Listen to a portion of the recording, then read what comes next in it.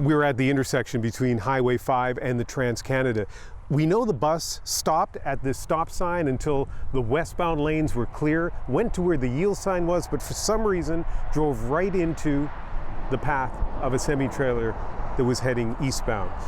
We don't want to get any closer to the intersection right now because we don't want to distract any drivers, but here's some video we took driving to this intersection. You can see there's a lot going on. There's a lot you have to pay attention to and judgments you have to make as you cross 4 lanes of highway traffic.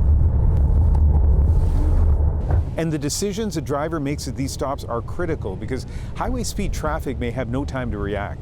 They're known as at-grade intersections, very common along the Trans-Canada in the prairies. And as Ellen Morrow shows us, some drivers around here know their dangers all too well. How have you been feeling the past few days? Heavy.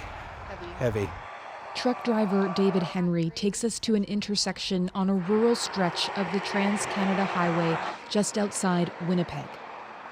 So you're going 100 kilometers an hour and you got to make the turn onto here and do it without getting rear-ended by other vehicles.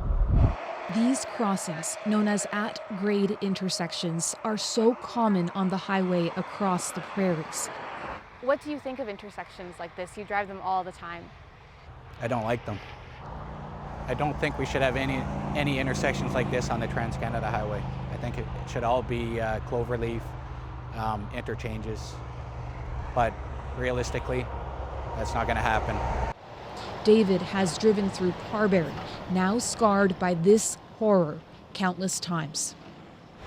How did you feel when you found out that the crash happened at that particular intersection? Oh, it makes sense. Like it's not a shock in that way, but to have so many people killed, that's horrible. 15 people, most of them seniors, killed on their way to a nearby casino. The bus they were traveling in and a semi-truck colliding at this at-grade intersection. Police say the truck had the right of way, but there are few other details about the crash. Just standing here watching the traffic, it's so clear why this is such a difficult intersection to navigate. We've only been here for a few minutes and we've already seen a couple of near misses, including one where a tractor-trailer truck was trying to cross on the other side of the highway like that truck just did behind me, but it blocked part of these lanes, so another truck had to veer quickly around it.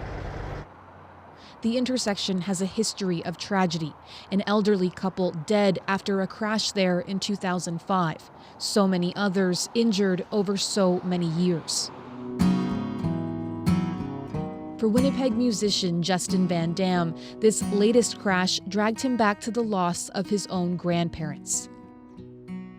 Percy and Noreen Shepherd, their lives taken in a collision at a similar intersection just east of the Carberry disaster 24 years ago.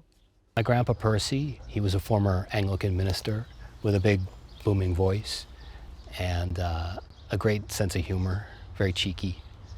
And my grandmother Noreen, she was a really kind woman, and the two of them just were so in love. How do you feel that it is that same stretch of road and a similar set of circumstances? When you see a trend of something negative happening, it's on policymakers to address it. And I think we've kind of normalized to an extent how dangerous it can be. Local officials in Carberry have raised concerns about the intersection before. Calls are growing now for a redesign or traffic lights to improve safety. It's unclear if this crash will force any action. We always review the situation, and we'll make sure that we do a study and to make sure we do, making sure that if there's anything else we can prove in that intersection, we will definitely look at that. We head to the Manitoba Professional Truck Driving Championships days after the crash. Some of the province's best drivers navigating complicated skills challenges. What do they think of the highways they drive on every day? We have to be so much more on the ball than anybody on the road. Just because of our weight, our length, There's not much you can really do about all the intersections. Dave Phillips has been a driver for 32 years. Having lights and flashing lights and stuff like that, I mean, you're talking billions of dollars because you would have to do them at every single intersection that crosses the highway. That reality means these intersections, the hazards that come along with them, are unlikely to change. There's going to keep being fatalities. There's fatalities all around these highways. Nobody's really wanted to talk about it much. David Henry says many in the driving community are now struggling, their hearts broken for both drivers and the lives lost in Carberry. It doesn't matter who's at fault. It doesn't matter. It's going to be something they have to deal with for the rest of their life. It's really, really tough.